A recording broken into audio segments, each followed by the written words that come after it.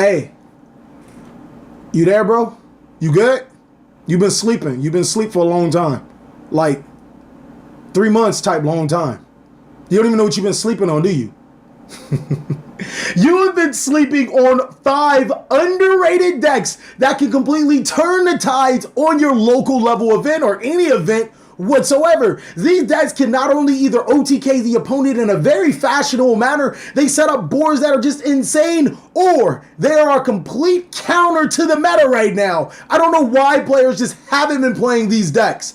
I'm TheCaliEffect, and if you guys want to see more videos like this, then go ahead and destroy that subscribe button. But more importantly, you can hit that notification bell because, well, we just too strong. I also want to give a special shout out to every single one of my Patreons. Without you guys, videos like this would not be possible. Also, mad shout out to our newest Patreon, Edwin Caraballo. Again, I really do appreciate every single one of you guys and hope to add on to the Patreons so we can accomplish our goal. Without further ado, I present to you 5 underrated decks for this format, and provided that this video gets enough likes, I can see us doing another one for next format too.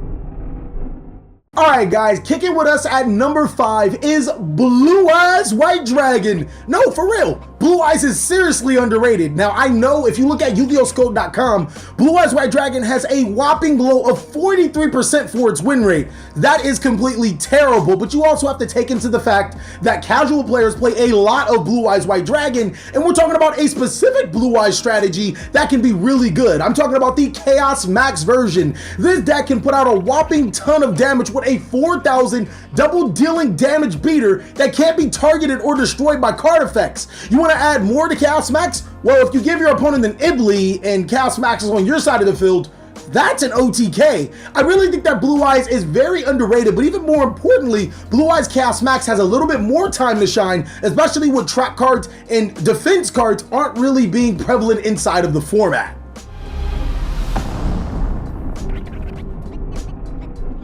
Number 4 on this list. When you actually look how successful Metaphys is, this is more like a more consistent aggro type aggressive deck of Metaphys. I'm talking about Ritual Beast, and though it does have lower numbers, its win rate is still 64%. That's right, a whopping 64% win rate. That is actually good enough for it to be tier 1 inside of this category. What Ritual Beast does have going for it is the ability to play Macrocosmos and Dimensional Fizzer, just like how Metaphys can, which will completely disrupt the opponent. Pair that with the ability that it can gain 3 normal summons in 1 turn and make some really, really good fusion monsters. Oh my god. This deck is something to be reckoned with. It can also search its trap cards, which are extremely powerful into the metagame, being able to destroy multiple monsters on the field or to recur your monsters back to your side of the board for another fusion play. I think that Ritual Beasts are highly underrated and generally overlooked because it's a 4-year-old deck that just hasn't seen a lot of play in recent times.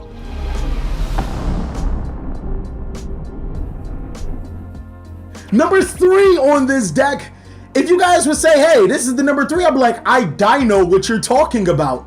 Dinosaur variants are extremely good. A 56% win rate, not bad. I mean, you're gonna win a little bit more than half of your matches, you're gonna lose. But more importantly, dinosaurs can actually make some insanely busted boards. Whether you're playing the Lost World variant, a Shadow variant, a True King variant, this deck has so many strategies under its belt, it's kind of hard to side against. You want to side for that Lost World? Well, I'm just so happy to be playing Shadow. You want to side for True King? Well, I just happen to be playing Shadow. I personally like the Shadow version, which is probably why I'm playing Shadow, but still, this deck has a lot of potential. Being able to drop one of the strongest boss monsters in the game at 3,500 attack and can flip all of your opponent's monsters face down before they can start making link plays is really good. And the fact that it gets new support with every set, or it gets a little better with every set, this deck is nothing less to be amazed by.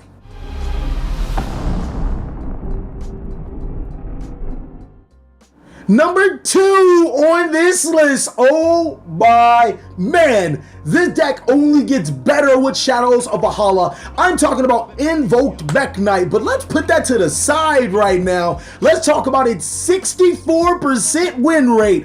That is meta, guys. Like, this is literally the hidden meta within inside the meta. Invoked Mech Knight has so many abilities going for it. The ability to go first with the new Shadows of Valhalla set and set up an amazing board. The ability to go second and set up some really crazy boards as well. This deck has ferocious monsters, high attack, everything you want inside of a deck, and it keeps getting support. The best thing to look at when you see a meta deck coming around is that if it keeps getting great support, and even more importantly, Invoked Mech Knight is so under the radar, nobody will see it coming. It probably won't even get hit by the Forbidden List, meaning that it'll be a de facto tier 1 deck. So you might want to start picking up on those Mech Knight and Invoked cards right now, even with Shadows of Valhalla coming out.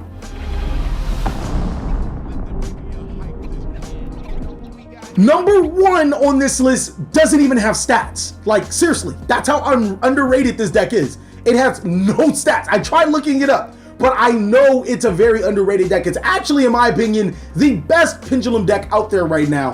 Zefram is the most underrated Pendulum deck because it has access to cards like True King of all calamities. Yes, making a Vortex Dragon and a Naruto the Moral Leader, that's all fine and dandy. But when you can make a monster that basically shuts off all monsters' effects for the entirety of a turn, that's where things get really good. And the fact that Zefram does it with ease, it has so many great surge cards, great recovery options, the ability to still pendulum summon, even more importantly, it can change its pendulum scales. So getting rid of one of your pendulum scales isn't gonna cut it. You have to get rid of both of them inside of Zefram decks.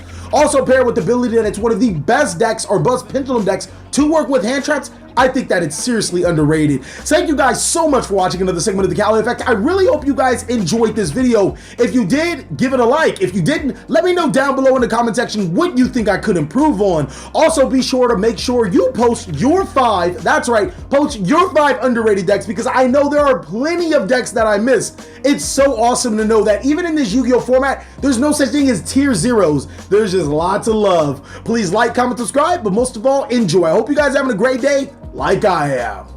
Sombra, do you love me? Are you riding? Promise never ever leave from beside me, cause I want you and I need you and I'm down for you always. If you guys want to see me play a host of other games or just kick it with the TheCaliEffect, I do stream on Twitch down below in the description. Go ahead and check that out. I'll see you guys then.